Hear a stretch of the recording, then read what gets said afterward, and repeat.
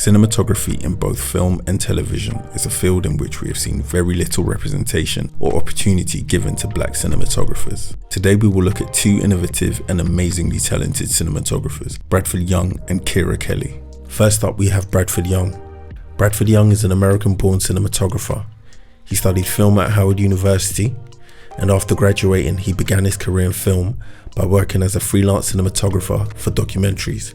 Soon after that, he began to work in the indie film circuit. Young steadily gained notoriety in the independent film circuit with films such as Pariah, Mother of George, and Ain't Them Body Saints, all of which won him cinematography awards at the Sundance Film Festival. When describing his cinematography style, Young says, "For me, it's about being imperfect.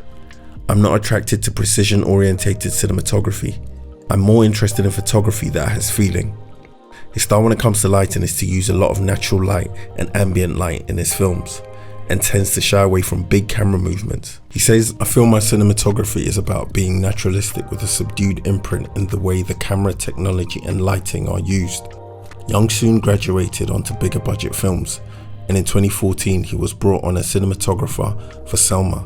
In January 2017, Young became the first African American cinematographer to be nominated for an Academy Award for his work on Arrival.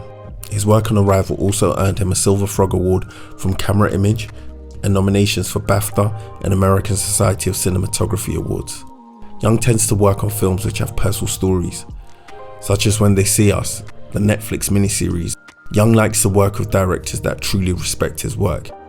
Young says, "The best directors will say, 'I've given you a story and I know your work. I respect your work as a cinematographer.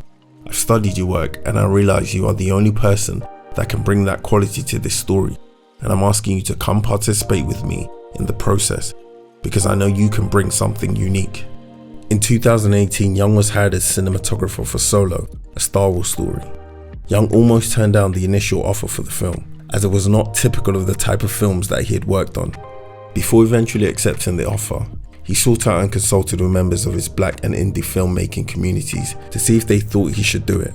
He was always fearful about being chewed up by the big studio system, and then having no indie community to embrace him if he failed. Ultimately, with almost unanimous blessing from his friends, family and community, he decided that at the very least he should try it out to give black cinematographers of the future a point of reference, given there still aren't that many black DPs in the field.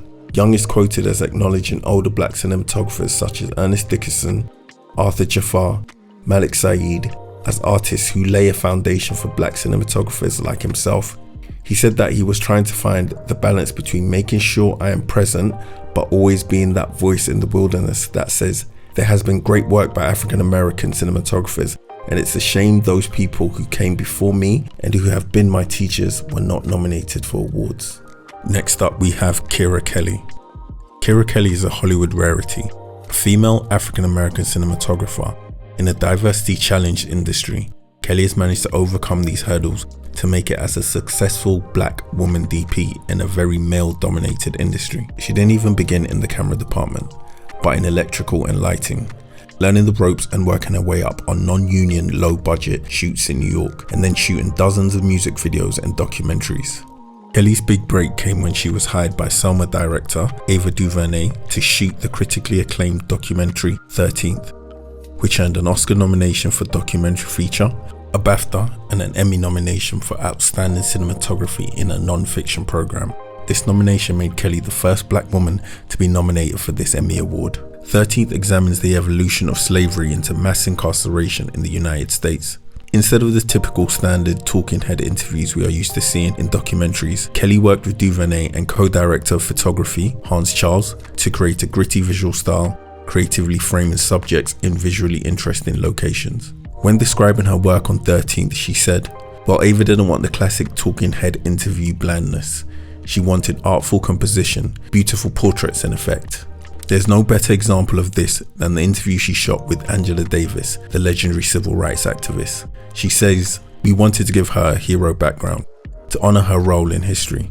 We found this old rundown train station in Oakland, but inside it was just gorgeous. It gave real weight and majesty to the interview." After 13th, she went on to shoot Self-Made, Netflix 4-episode biopic on Madam C.J. Walker, played by Octavia Spencer, the businesswoman, philanthropist, and first female American self-made millionaire. The production contrasts vibrant, colourful, historic sets and costumes with contemporary soundtrack for an immersively satisfying period series that feels completely modern. The cinematography for Self-Made used a lot of soft, neutral lighting, giving the faces of the actors a glow. Kelly says, "I think that for me, when you're shooting black skin, what's beautiful about it is that there's a reflective quality. You can really play with whatever light and colours you have on set." Her work on a key episode in season 4 of Insecure by Issa Rae shows Kelly's diverse and dynamic cinematography style. The episode sees Issa Rae and her ex-boyfriend, played by Jay Ellis, hash out their relationship over the course of one romantic night. When describing working on this episode, Kelly said, "One big challenge is that we started with a 6-page scene in a bar, just 2 people talking. We didn't want the audience to get tired of looking at the same thing back and forth between shot 1 and shot 2, so we used as many camera angles as possible without exhausting the actors. We shot that scene over 2 nights, figuring out angles for very specific moments." Kelly feels the range of these projects exemplify the rich range of black experiences that are finally becoming widely shared as mainstream entertainment. Kelly says, "In the past, it's like Hollywood tried to make one certain genre of black movies or black television. Now what's becoming more and more clear in our culture is there are so many stories black people can tell. There's an infinite number of stories." As always, thank you for watching today's video. And if you enjoyed the video, please give it a like, subscribe, and hit the bell notification. Let us know in the comments which black cinematographers you guys love and admire. And once again, thank you for watching.